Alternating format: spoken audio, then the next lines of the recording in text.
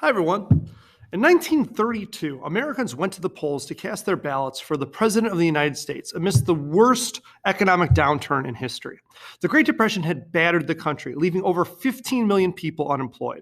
With over a quarter of the U.S. population jobless, the national mood was one of horrible despair. The man who the people chose to lead them was Franklin Delano Roosevelt, or FDR for short. Roosevelt had risen to political prominence as the governor of New York, and now in 1932, he captured the imagination of the public by preaching a New Deal for the American people.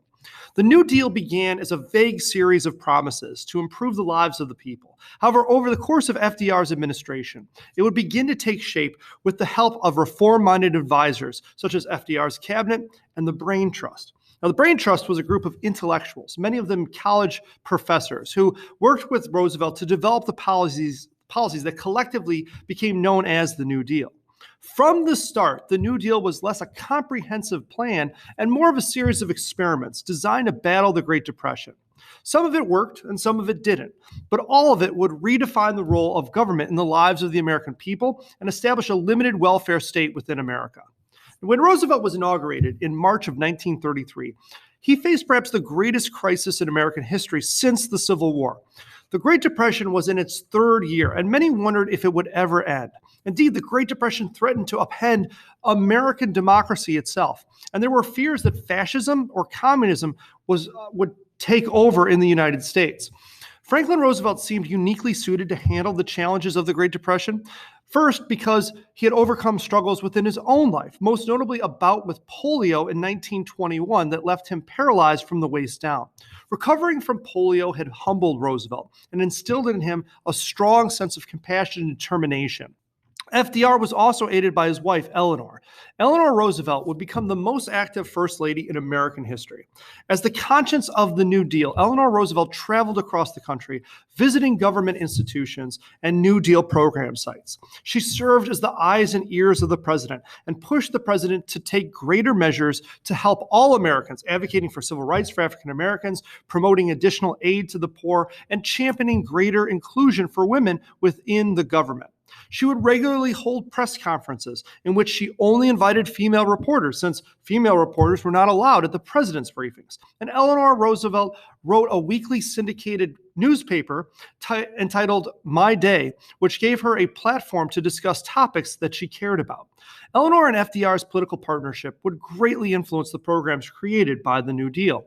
Now, upon taking office, FDR moved very quickly to pass legislation that would alleviate the economic burdens created by the Great Depression. Drawing ideas from earlier progressive movements, Congress passed over 15 pieces of major legislation in the first 100 days of FDR's presidency. Never before in American history had Congress been so active. This legislation would become some of the cornerstones of the New Deal and set the tone for the governmental experimentation, which would become a hallmark of the Roosevelt administration. There were a number of programs that were created in the first 100 days, including the CCC, the TVA, NRA, and AAA. Sometimes we call these programs the alphabet soup of government because they contain so many acronyms. These programs are important, and so I'm going to highlight a few of them, organizing them by the problems in which they were meant to solve. Together, these programs, which were all created between 1933 and 1935, will become known as the first New Deal.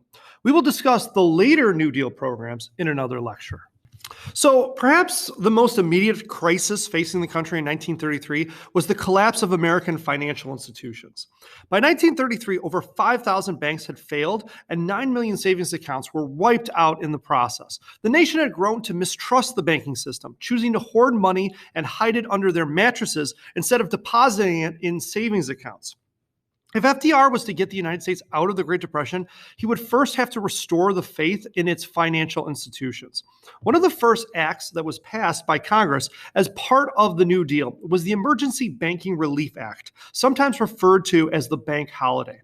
As part of the bank holiday, all banks were closed across the country for a period of 4 days, beginning in March of 1933. As part of the act, the government was authorized to examine the finances of banks closed during the bank holiday and reopen those judged to be sound. hopefully in the process reestablishing the public's confidence in the American banking system. In order to do this, Roosevelt used the radio to directly appeal to the American people. In what became known as his fireside chats, Roosevelt broadcast his plan to save the banks to an audience of 35 million people. In his first fireside chat, he gave assurances to the American people that the government was doing what it could to protect their money. His talk eased their fears, and when many of the banks reopened, the public responded by depositing their money back in the banks. These fireside chats would continue throughout his presidency, and Roosevelt's informal addresses over the radio would create a connection between him and the American public. While the Emergency Banking Relief Act prevented America's financial systems from collapsing, FDR still wanted to prevent future bank runs that might jeopardize America's money. Therefore, the government next passed the Glass-Steagall Banking Reform Act. The Glass-Steagall Act established the Federal Deposit Insurance Corporation, or FDIC, to insure individual bank deposits up to $5,000. The creation of the FDIC ended the bank runs that had occurred frequently at the start of the Great Depression and had led to many of the costly bank failures. The FDIC is still around today and currently insures deposits up to $250,000. Since the start of this program, no depositor has lost any insured funds as a result of a bank failure. Another major action designed to address the financial crisis was the creation of the Securities and Exchange Commission, or SEC, in 1934. Many continued to view the largely unregulated stock market and its collapse as a main cause of the Great Depression. Prior to the SEC, the stock market operated more like a casino than a legitimate trading market, with brokers allowing investors to buy stock on a margin and many engaging in insider trading. The SEC served as a watchdog agency, which helped regulate the trading of stocks. The Securities and Exchange Commission still serves that purpose today. And since its creation, companies publicly offering stocks must tell the public the truth about their businesses, the stocks they are selling, and the risks involved in investing. The result is a stock market where investors are treated more fairly and honestly. Now, a second major issue that the New Deal sought to address was the large percentage of Americans who were unemployed. With 1 in 4 Americans out of work, the United States faced the highest levels of joblessness in the nation's history. Roosevelt began to create programs that used federal money to put Americans back to work and at the same time stimulate American industry. One of the first programs passed by Congress to deal with this issue was the Civilian Conservation Corps, or CCC. Incredibly popular in its day, the CCC employed young men ages 18 to 25 to work outdoors doing conservation work. During the life of the program, 3 million men would serve in Roosevelt's Tree Army, as the organization came to be called. These men planted hundreds of millions of trees, built fire towers, restocked depleted streams, and maintained the nation's parks, forests, and historic sites. Participants were able to earn $30 a month, much of which they sent back home to their parents. But unfortunately, the limited scope of the CCC meant that it barely made a dent in the unemployment rate at the time. A much more ambitious program was the National Recovery Administration, or NRA. The NRA sought to help the unemployed while simultaneously promoting better labor conditions and helping industry.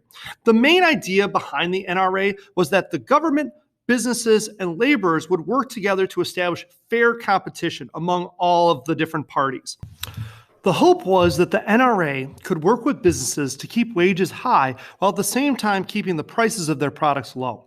Some of the policies worked out by the NRA included setting maximum hours for labor, establishing a minimum wage, and guaranteeing workers the right to unionize and bargain collectively. At first, the program was very popular, with participating businesses displaying posters that featured a blue eagle on them and a slogan that read, "We do our part." The enthusiasm for the program was so high that a newly formed professional football team in Philadelphia even made their mascot the Eagles. However, the NRA ultimately failed in its mission to bring about long-term recovery. Those involved in the program were asked to sacrifice too much, and the NRA completely collapsed when the Supreme Court ruled it unconstitutional in 1935 on the grounds that Congress had delegated legislative powers to the executive branch. The demise of the NRA was a major blow to the New Deal and would mark the beginning of an ongoing struggle between FDR and the more conservative Supreme Court. Now, A third major issue that the New Deal sought to fix was the continued struggles of American farmers. Ever since the end of World War I, farmers had been struggling as a result of falling farm prices. Farm income fell by a staggering 2/3 during the Depression's first 3 years. A bushel of wheat that sold for $2.94 in 1920 dropped to $1 in 1929 and 30 cents in 1932. Farm foreclosures had risen steadily throughout the 1920s, and that trend continued during the Great Depression. The farmers' problem, ironically, was that they grew too much. Widespread crop production soared, but demand fell, causing prices to fall. The dust storms of the 1930s did not help matters. Thus, the government tried to create a program that would increase farm prices so that farmers could more easily support themselves. FDR's solution was the Agricultural Adjustment Administration, or AAA. Under the AAA, the government tried to raise prices by reducing the supply of farm goods. Farmers were paid by the government to plow under parts of their crops, and the government purchased livestock to slaughter. The program proved very controversial. Critics of the AAA wondered why food was being destroyed while thousands of citizens went hungry. Yet, as a result of the work of the Agricultural Adjustment Administration, farm prices did begin to rise. Farm incomes doubled between 1933 and 1936, but large farmers reaped most of these benefits. Like the NRA, the AAA was deemed unconstitutional in 1935 by the Supreme Court. But the program was monumental because it established the precedent for a system of farm subsidies, which still exists today.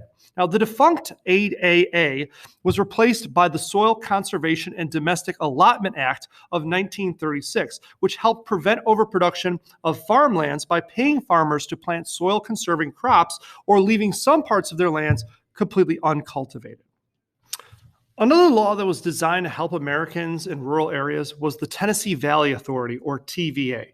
Prior to the New Deal, the Tennessee River Valley region was without electricity and had depleted resources, thus making the area economically depressed. Unfortunately, this was a trend throughout much of rural America in the 1930s. As late as 1935, more than 6 million of America's 6.8 million farmers had no electricity. Unlike Americans living in cities, rural families had not benefited from the growing consumerism of the 1920s, and very few farmers owned washing machines, refrigerators, or vacuum cleaners. Private companies insisted that it would be too expensive to provide electrical service to many of these rural areas. Roosevelt disagreed and started the Tennessee Valley Authority, which became a model for federally guided resource management. The TVA was authorized to build 21 dams to generate electricity for tens of thousands of farm families. Rural electrification programs meant that for the first time, Americans in Appalachia, the Texas Hill Country, and other areas would have the opportunity to share in the benefits of electric lights and running water. The TVA had an added bonus of creating jobs in the construction of these hydroelectric dams. As a result of the program, the government was able to provide cheap electricity to families in the Tennessee River Valley region, create better systems of flood control in the area as well, and conserve the environment of the Tennessee Valley by restoring some of its eroded soil. The TVA served as a model for other resource management programs out west on the Columbia, Missouri, and Colorado rivers. These projects would significantly increase the irrigation systems in the west and allow for its expansion as the 20th century continued. Now, these programs only represent a small portion of the legislation passed during the first New Deal. The New Deal would continue to experiment with other solutions to the Great Depression for the rest of the decade. These New Deal programs were aimed at achieving what FDR called the 3 R's: relief, recovery, and reform. Relief for those who were suffering from the Great Depression, recovery so that our economy could get back on its feet, and reform so that the Great Depression would never happen again. The 3 R's often overlapped and sometimes even got in each other's way. But one thing is for sure. The New Deal and its objectives completely shifted the role of government in the lives of the people. Prior to the New Deal, the federal government existed to defend the country from outside threats, deliver the mail, protect basic rights, and for the most part, stay out of the way. FDR's New Deal changed the role of the federal government by making it responsible for the material well-being of the American people. This is the beginning of the social safety net within the United States, which still exists today. Take care.